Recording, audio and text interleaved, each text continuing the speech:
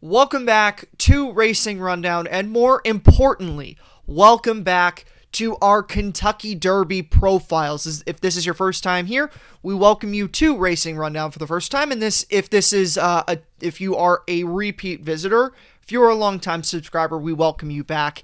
This is a tradition that we have going back to even before I started doing this podcast with Eric. Of course, my name is Jack Sargent, the producer of Racing Rundown, and as I already introduced, we are kicking off our Kentucky Derby profile series for the 2023 Kentucky Derby. This is a fixture of this podcast network. Of course, I will be producing these alongside Eric, who is my co-host here on Racing Rundown. And where else to start off but with the presumptive favorite for this year's Kentucky Derby, Forte, Breeders' Cup Juvenile winner and champion 2-year-old from a year ago. If you're familiar with the Kentucky Derby profiles, if you've been here before, this should be no surprise to you, but if you are here for the first time, I'll just quickly explain what our goal here is. And yes, we are obviously going to talk about all the horses that will be running in this year's Kentucky Derby, but this isn't going to be our pick show, I should say. We are going to have a pick show next week and all that, but the point of the profiles is for us to look at the individual contenders of the Kentucky Derby, their pros and their cons, and try to help you figure out how you're going to use this horse going into the Kentucky Derby. And I think generally we did a very good job of reading the Kentucky Derby field last year. Of course, I will throw myself under the bus. Epicenter was the one horse that I really screwed up on, but for the most part, I thought that we had a very successful profile season last year, and we're going to hope to do the same this year. Enough with me rattling on about nonsense. We're going to get now to the champion 2-year-old last year, and that, of course, is Forte. So, as you can see on the template background that I have right now, plenty of stakes experience for him. 3 grade 1s as a 2-year-old, 4 career grade 1s. Now, the grade 1s don't necessarily matter, but something that is, I think, really important about Forte and doesn't get talked about enough in the newer Kentucky Derby trails, it's the experience factor. And I'll talk more about this when we talk about some of the lighter raced horses on this Kentucky Derby trail. But Forte had a very long, for a modern 2-year-old, a 5-race campaign is a long campaign for a 2-year-old. Got 5 races into him, of course, 2 of those being at Keeneland and one of those coming in the Breeders' Cup. And Forte has not turned a step wrong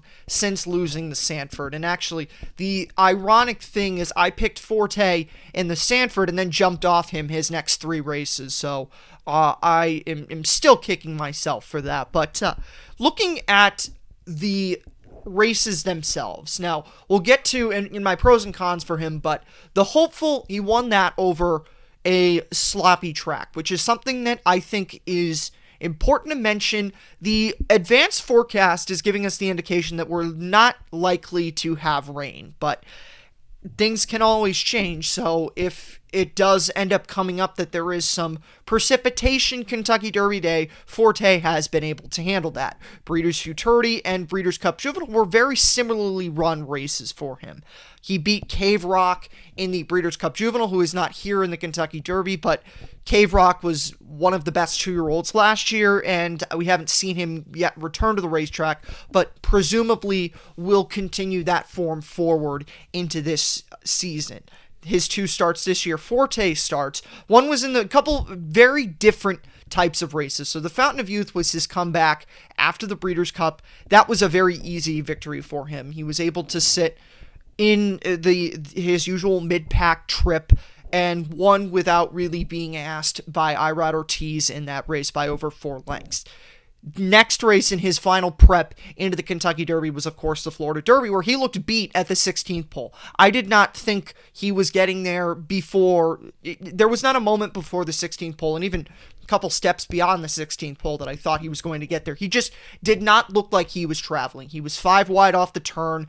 It kind of looked like Mage had gotten, well, Mage did get first run on him, but it kind of looked like Mage was going to hold him off. Cyclone Mischief was running a big race there, and then Forte really kicked it in at inside the 16th pole, and he wound up winning by a comfortable length there.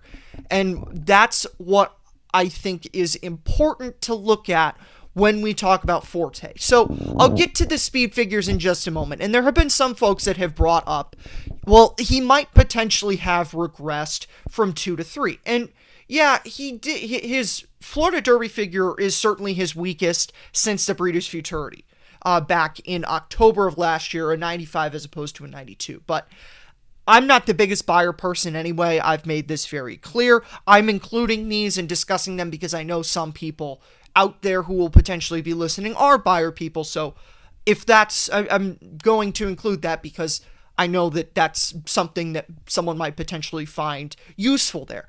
But that being said, I think that we should take a slight step back from the figure standpoint and just look at Forte in his ability to win races. And that's where my first pro comes in for him. He just wins. And at a certain point on the Kentucky Derby trail and going into the Kentucky Derby, that's something that's important. And Forte just finds a way to get it done. It did not look like he was going to get there in the Florida Derby. I like to talk about this with horses is they have a find-a-way factor. And Forte has a very big find-a-way factor, and you saw that on display in the Florida Derby. Another pro that I'll mention is he can run on any surface. Again, I don't think the wet track is going to come into play with the Kentucky Derby, but he won at Saratoga on a sloppy track. That's something that is worth mentioning. And then the other pro with him is he's got experience. I'm a big person, I guess you can call this a traditionalist view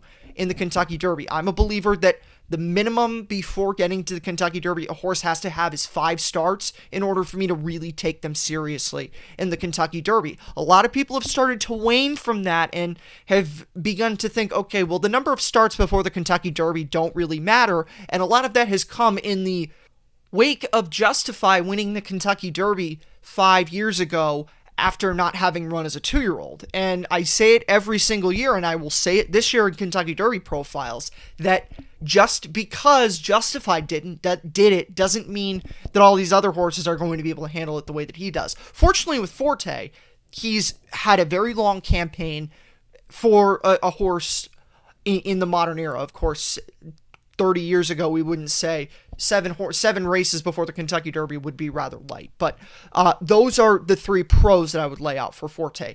But again, being devil's advocate here, there is the slight regression. The Florida Derby is certainly his weakest visual effort since the Sanford, and it's his weakest figure effort since he was a 2-year-old. So that's certainly something that I understand why people are a little bit concerned by. And of course, for the longest time, the Breeders' Cup Juvenile was kind of a jinx for horses going into the Kentucky Derby. We have seen in the last 16 years 2 Breeders' Cup Juvenile winners win the Kentucky Derby. So it's no longer the absolute earmark of a horse that's not going to win the Kentucky Derby, but it's certainly something to be concerned about. Did he run his best races at 2, and has the crop started to catch up with him? I'm a little bit skeptical on that, but I understand why someone might bring that point up, because there have been other horses in final preps that have run at least better metric-wise than Forte has. Another con is Todd Pletcher's Kentucky Derby record. Todd Pletcher has run the most horses in the history of the Kentucky Derby of any trainer, and he's only won the Kentucky Derby twice. The other thing about Todd Pletcher is he's never had a 2-year-old champion go all the way to the Kentucky Derby. He's won the Breeders' Cup Juvenile before, but he's never been able to get a 2-year-old champion to the Kentucky Derby. The closest he got was, of course, in 2011 with Uncle Mo, and Uncle Mo came out the day before the Kentucky Derby. And also, worth mentioning, Uncle Mo was also coming off of his worst career effort, at least, I don't think that the Florida Derby was Forte's worst career effort, but certainly his weakest as of late. But Uncle Mo was coming off of his worst career effort in the Wood Memorial going into his Kentucky Derby. So that's certainly something to keep in mind when it comes to Forte. Todd Pletcher is very good at getting them to the Kentucky Derby, but on the actual winning the Kentucky Derby side, it's a little bit of a concern when it comes to these Todd Pletcher horses. I have a phrase, death, taxes, and Pletcher in April. There's a reason it's death, taxes, and Pletcher in April, and not death, taxes, and Pletcher in the Derby. And the final con that we'll get to with Forte is he is vulnerable to traffic issues. He was very wide in the Florida Derby, and there were 11 horses, excuse me, there were 12 horses in there. And, that's okay. You can say, well, there were a lot of horses in there. So, you're going to say 20 horses in the Kentucky Derby. There's going to be more. He's already dealt with a big field. Certainly, that is something to think about with this. But also when it comes to Forte, he was also wide in the Fountain of Youth. Now, it didn't really matter, but if he's going to be if he's 4 or 5 wide at Gulfstream, and if he gets drawn inside, he's going to be buried and potentially have to go exceedingly wide. And Irad Ortiz last year had to go very wide on Mo Donegal, had to go very wide 2 years ago on Known Agenda. Now, I'm not saying or predicting that Forte is going to have an inside post, but that's something to think about, where this is a horse that's found himself wide in a couple of races at Gulfstream with not as many horses in them. Now, if he gets into the Kentucky Derby, he's also vulnerable to being even wider.